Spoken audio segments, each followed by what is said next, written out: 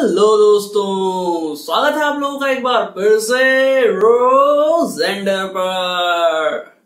तो finally CBSE ने 12th class के रिजल्ट्स अनाउंस कर दिए हैं और बहुत सारे स्टूडेंट्स बहुत अच्छे नंबरों से पास हुए हैं। तो जो अच्छे नंबरों से पास हो गए हैं उनके लिए भी ये वीडियो है, और जिनके मार्क्स थोड़ा इधर उधर रह गए हैं वो लोग भी इस वीडियो को देखें। आप लोगों को बहुत ज्यादा नॉलेज मिलने वाली है इस वीडियो में। तो आज इस वीडियो में हम लोग बात करेंगे कि आप लोग डीयू के अंदर जो आप लोगों ने फॉर्म अभी फिल कर दिया होगा, अगर नहीं किया तो भाई लास्ट के 2 दिन रह गए हैं, जल्दी से जाके फॉर्म फिल कर दो अंडर ग्रेजुएट का।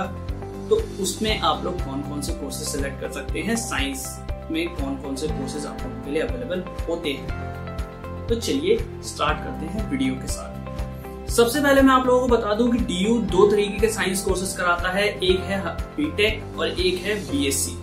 बीटेक सिर्फ एक ही चीज में होता है, वो मैथमेटिकल इनोवेशन एंड आईटी, वो एक कोर्स है बीटेक का, वो सिर्फ उसी में बीटेक होता है डीयू में, और कोई इसमें ब्रांच नहीं है जैसे कि आईआईटीज वगैरह में होती है। डीयू खाली एक ही चीज में बीटेक कराता है जिसके लिए वो एंट्रेंस लेता है। तो ये तो हो गई बीटेक की बात।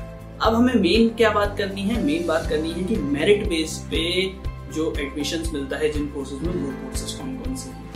तो वो कोर्सेज आ जाते हैं आपके बैचलर्स इन साइंस या फिर बीएससी में।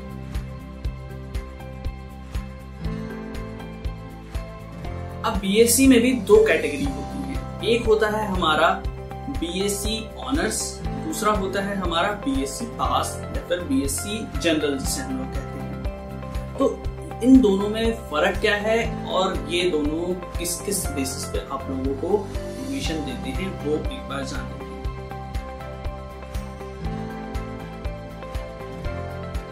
सबसे पहली बात, जो ऑनर्स कोर्सेज होते हैं वो आप लोगों को कोर सब्जेक्ट की नॉलेज देते हैं। जैसे मान लीजिए आपका फिजिक्स ऑनर्स है, या केमिस्ट्री ऑनर्स है, या मैथमेटिक्स ऑनर्स है, और इंस्ट्रूमेंटेशन ऑनर्स भी होता है, और इलेक्ट्रॉनिक्स ऑनर्स भी होता है। तो काफी सारे जो है ऑनर्स कोर्सेज हैं। वैसे तो ये 5 जो है वो मेन ऑनर्स कोर्सेज हैं, और एक आध अगर कंप्यूटर साइंस वगैरह में भी है जिसे मैं मिस कर रहा हूँ, तो वो आप लोगों को फॉर्म भरते टाइम पता लग जाएगा।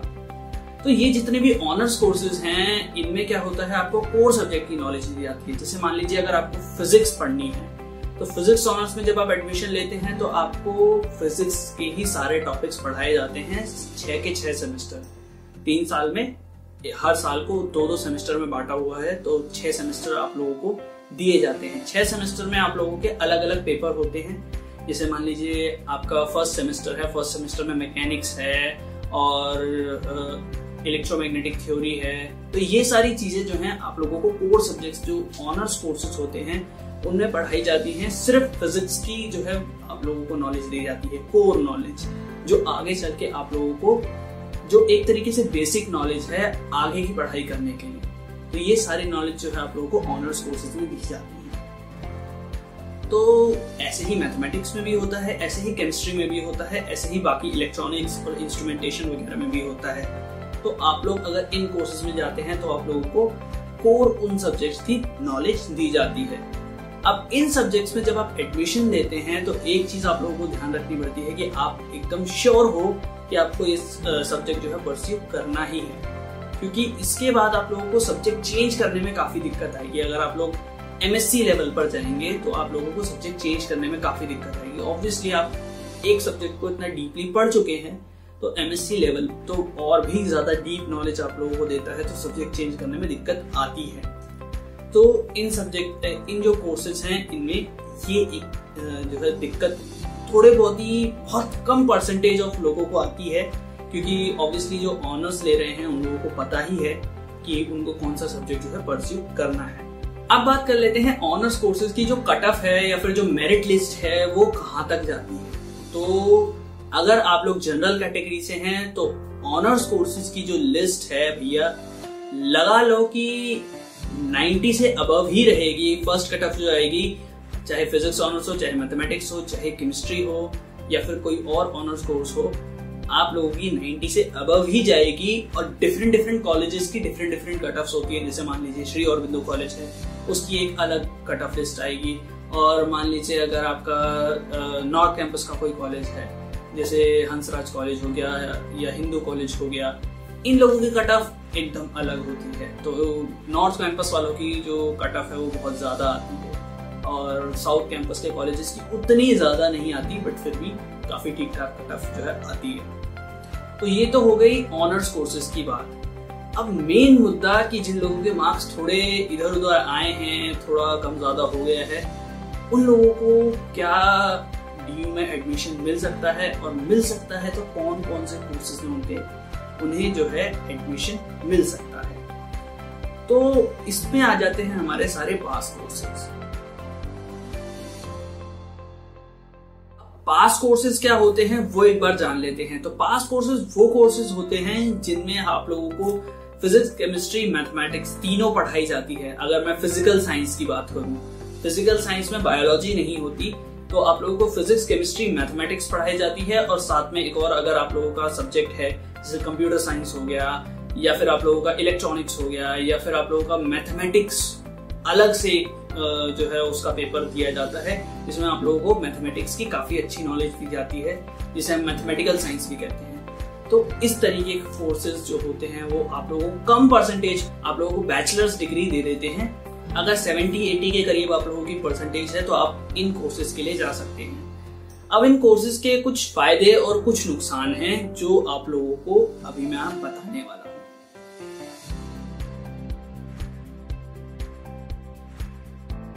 सबसे पहले जान लेते हैं इन कोर्सेज के फायदे। सब तो जैसा कि मैंने आप लोगों को बताया, जैसे बीएससी फिजिकल साइंसेस है, इसमें आप लोगों को फिजिक्स, केमिस्ट्री, मैथ्स तीनों पढ़ने का मौका मिलेगा। बीएससी लाइफ साइंस जो होता है वो आप लोगों का ऑनर्स जो मतलब बायोलॉजी वाले जो ऑनर्स करना चाहते हैं, जैसे आप लोगों के हो गए जूलॉजी हो गई, बॉटनी हो गई, ये सारी चीजें जो है आप लोगों को लाइफ साइंस में पढ़ाई जाती हैं। जो ऑनर्स कोर्सेज में आप लोगों को अलग से पढ़ाया जाता है वो एक साथ यहाँ पर पढ़ाया जाता है। वैसे ही जैसे आप लोग 12th क्लास में पढ़ते हैं उसी तरीके के सब्जेक्ट्स कुछ आप लोगों को फिजिकल साइंस में दिए जाते हैं। इसके फायदे ये हैं कि अगर आप लोग फिजिकल साइंस से हैं या लाइफ साइंस से हैं तो आप लोग किसी भी सब्जेक्ट में आगे चल के एमएससी कर सकते हैं, मास्टर्स की डिग्री ले सकते हैं। मान लीजिए कोई फिजिकल साइंस का है तो वो मैथमेटिक्स में भी एमएससी कर सकता है, या फिर चाहे तो वो केमिस्ट्री में भी एमएससी कर सकता है, या फिर चाहे तो फिजिक्स में भी एमएससी कर सकता है। तो इस तरीके के कोर्सेज में क्या होता है कि आपको कोई भी कोर सब्जेक्ट की नॉलेज तो नहीं मिल रही है, बट आप लोगों की एलिजिबिलिटी जो है वो इस तरीके की हो जाती है, क्योंकि एमएससी कोर्सेज की एलिजिबिलिटी यही होती है कि आपने 6 के 6 सेमेस्टर वो पर्टिकुलर जो सब्जेक्ट है उसको पढ़ा हो। और जो फिजिकल साइंसेस है उसमें क्या होता है कि आप लोग 6 के 6 सेमेस्टर सारे के सारे सब्जेक्ट्स पढ़ते हो। Physics, chemistry, maths, life science में हो आप तो बॉटनी, जूलॉजी, केमिस्ट्री और भी एक दो आप लोगों के जो सब्जेक्ट्स होते हैं वो आप लोग पढ़ोगे। तो इसमें क्या होता है कि आप लोग एमएससी में जब जाते हो तो आप लोगों को एक ऐसा एनवायरनमेंट मिलता है कि आप लोग मतलब सब चीज की आपके पास एक नॉलेज होती है। मैं खुद फिजिकल साइंस से हूँ तो हमें भी फिजिक्स, केमिस्ट्री और मैथमेटिक्स पढ़ाई जाती थी। अब 2-4 और फायदे हैं इन सब्जेक्ट्स के, वो ये हैं कि जब आप फिजिकल साइंस में आते हो तो आप लोगों को थोड़ा टाइम ज्यादा मिलता है, और मतलब कि वैसे तो कॉलेज पे डिपेंड करता है ये सब चीजें, बट फिजिकल साइंस में उतना बर्डन कम होता है पढ़ाई का जितना आप लोगों का ऑनर्स कोर्सेज में होता है। ऑनर्स कोर्सेज वालों को बहुत ही ज्यादा जो है मेहनत करनी पड़ती है, बट फिजिकल साइंस में क्योंकि आप लोगों को ऊपर ऊपर से सब कुछ पढ़ाया जाता है, मैथमेटिक्स की थोड़ी नॉलेज देंगे आप लोगों को, फिजिक्स, केमिस्ट्री इन 2 सब्जेक्ट्स की ऊपर से थोड़ी थोड़ी नॉलेज देंगे, तो आप लोगों का काम चल जाता है। अगर आप थोड़ा बहुत भी पढ़ते रहें पूरे सेमेस्टर में, अगर थोड़ा करके पढ़ते रहें तो आप लोग जो है एग्जाम तक काफी अच्छे मार्क्स जो है वो स्कोर कर सकते हैं। बट ऑनर्स कोर्सेज में आप लोगों को लग के एक पढ़ाई करनी पड़ती है, क्योंकि वो बहुत ही ज्यादा जो एक तो आप लोग कोर सब्जेक्ट की पढ़ाई करवा रहे हैं तो इसलिए आप लोगों को ज्यादा पढ़ना पड़ता है, क्योंकि फिजिकल साइंस में उतना ज्यादा कुछ पढ़ने के लिए होता है बट उतना ज्यादा हम लोग ध्यान नहीं देते हैं। तो इसमें क्या होता है फिर आपको एक्स्ट्रा करिकुलर में ज्यादा टाइम मिलता है। एक्स्ट्रा करिकुलर में टाइम मिलने से फिर आप लोगों को क्या होता है कि आप अलग से कोई चीज प्रिपेयर करना चाहते हैं, अलग से कोई कोर्स करना चाहते हैं। कई लोग इस टाइम पे ट्यूशंस पढ़ाना चाहते हैं, कई लोग इस टाइम पे कोई और चीज की प्रिपरेशन करना चाहते हैं, एसएससी, सीजीएल वगैरह इन सब चीजों की प्रिपरेशन करना चाहते हैं। तो वो चीजें आप लोग आसानी से कर सकते हैं अगर आप फिजिकल साइंस में हैं या लाइफ साइंस में हैं। तो इन कोर्सेज का यही फायदा है कि आप लोगों को उतना ज्यादा टाइट शेड्यूल नहीं मिलता अगर आप लोग ऑनर्स कोर्सेज में नहीं हैं, अगर आप लोग पास कोर्सेज में हैं। तो अब आ जाते हैं कि इन कोर्सेज के जो मैंने बताए इनके डीमेरिट्स क्या क्या हैं, इनके डिसएडवांटेजेस क्या क्या हैं। तो सबसे पहली बात, अगर आप लोग लग के पढ़ना चाहते हो किसी सब्जेक्ट को, जैसे फिजिक्स या फिर मैथमेटिक्स या केमिस्ट्री, इन सब सब्जेक्ट्स को अगर आप लोग लग के पढ़ना चाहते हो तो फिजिकल साइंस में वो पॉसिबल नहीं है, क्योंकि आप लोगों को ऊपर से पढ़ाया जाता है। 12th क्लास में आप लोग मैथमेटिक्स में भी वेक्टर पढ़ा होगा और फिजिक्स में तो वैसे ही वेक्टर पढ़ते हुए आ रहे हैं। तो मैथमेटिकल फिजिक्स का एक बहुत इंपॉर्टेंट पार्ट है जिसमें कर्ल डाइवर्जेंस ग्रेडियंट जो है एक टॉपिक रहता है। वो टॉपिक बस आपको एक सेमेस्टर पढ़ाया जाता है, उसके बाद उसका जो इस्तेमाल है वो आप लोगों को नहीं करवाया जाता, जबकि वो बहुत ही इंपॉर्टेंट है। अगर हम लोग कहें कि एमएससी एंट्रेंसेस में अगर आप लोगों को जाना है तो उस हिसाब से बहुत ज्यादा इंपॉर्टेंट हो जाता है। और भी कई सारे टॉपिक्स हैं जो मैथमेटिकल फिजिक्स के आप लोगों को नहीं पढ़ाए जाते, जो कि ऑनर्स वाले बच्चे जो हैं बहुत अच्छे से पढ़ते हैं पूरे 3 साल उसको और बहुत ही अच्छे से प्रैक्टिस करते हैं। तो एमएससी एंट्रेंसेस में जब आप लोग जाते हैं तो आप लोगों के पास कोर्स की कोई नॉलेज नहीं होती, आप लोगों को जो नॉलेज है वो सेल्फ स्टडी करके ही गेन करनी पड़ती है, क्योंकि आप लोगों का जो सिलेबस है वो बहुत छोटा रहता है, क्योंकि 3 सब्जेक्ट्स पढ़ने हैं आपको, फिजिक्स, केमिस्ट्री, मैथ्स, उसके बाद एक अलग से और सब्जेक्ट होता है। तो इस तरीके से आप लोगों को पूरी नॉलेज जो है एक सब्जेक्ट की नहीं मिल पाती। अगर आप मैथमेटिक्स में पढ़ते हैं तो ग्रुप थ्योरी वगैरह बहुत ऊपर से पढ़ाया जाता है। दूसरा आ जाता है कि अगर आप लोगों को कोई सब्जेक्ट ड्रॉप करना है, जैसे मान लीजिए कोई केमिस्ट्री नहीं पढ़ना चाहता 12th के बाद, बट उसने फिजिकल साइंस में एडमिशन ले लिया, तो आपको केमिस्ट्री पढ़नी ही पड़ेगी। उसमें कोई ऑप्शन नहीं मिलेगा आपको कि आप सिर्फ मैथमेटिक्स और जो फिजिक्स है उसको ले लें या फिर आप सिर्फ कोई 2 सब्जेक्ट ले लें, ऐसा आप लोगों को चॉइस नहीं मिलेगी। अगर आप फिजिकल साइंस से बीएससी करेंगे तो आपको तीनों सब्जेक्ट्स पूरे 3 साल पढ़ने ही पड़ेंगे, उसमें कोई चॉइस नहीं मिलेगी। तो ये चीज एक ध्यान रखने वाली बात है। तीसरी चीज आ जाती है कि आप लोगों को, अगर आप लोग मान लीजिए कुछ ऐसे कॉलेजेस में हैं जिनमें एक्टिविटीज ज्यादा होती हैं, तो एक पढ़ने का एनवायरनमेंट भी जो है वो नहीं मिलता। ये एक मेरा पर्सनल जो है ऑब्जर्वेशन है। बाकी कई कॉलेजेस में बहुत अच्छे भी पढ़ाई होती है, बट कुछ कॉलेजेस में नहीं भी होती है। चौथा एक जो बहुत इम्पोर्टेंट जो पॉइंट है, जो मैं फिजिकल साइंस और ऑनर्स वाले दोनों लोगों के लिए बताना चाहूंगा, वो ये है कि आप लोगों को बीएससी के बाद कोई भी इस तरीके की जॉब नहीं मिलती जिससे आप सेटल हो जाएं। आप लोगों को कोई भी प्रोफेशनल जॉब नहीं मिलेगी इस डिग्री के दम पर। इस डिग्री के बाद आपको मास्टर्स करना ही पड़ेगा। अगर आपको टीचिंग में जाना है आपको बीएड करना ही पड़ेगा, और कोई ऑप्शन नहीं है आपके पास। आप इसके बाद डायरेक्ट जॉब के लिए एलिजिबल नहीं होते, आप लोगों को जॉब्स नहीं मिलती। अगर आप लोग चाहते हैं जॉब्स लेना चाहते हैं तो आप लोगों को एमएससी करनी ही पड़ेगी, क्योंकि जॉब्स की जो एलिजिबिलिटी है वो ऑलमोस्ट या तो एमएससी मांगते हैं या तो आप लोगों की बीटेक मांगते हैं। तो वही है कि आप लोगों को एमएससी में जाना ही पड़ेगा।